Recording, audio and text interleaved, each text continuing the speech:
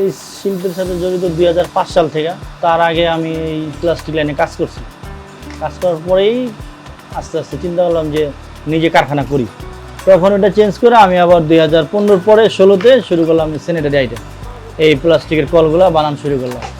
সেই থেকে পর্যন্ত আছি, মোটামুটি আলহামদুলিল্লাহ ভালো রাখছে, চলতে আছি। এই বিভিন্ন আইটেমের মাল বানাচ্ছি, পাইকারি সব সেল দেই।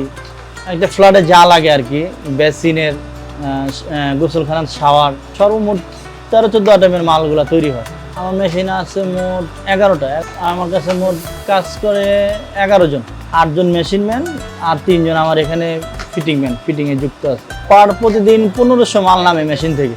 আমি মূলত অনেক কোম্পানির সাথে করতে আছি, এটা হলো ম্যাজিক কর্পোরেশন।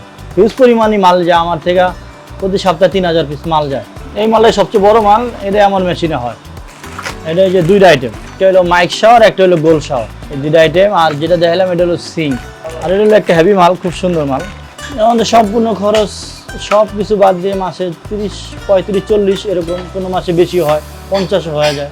যেমন আমাদের মাল খুব ভালো, এটা 2 বছরের রিপ্লেস গ্যারান্টি আছে।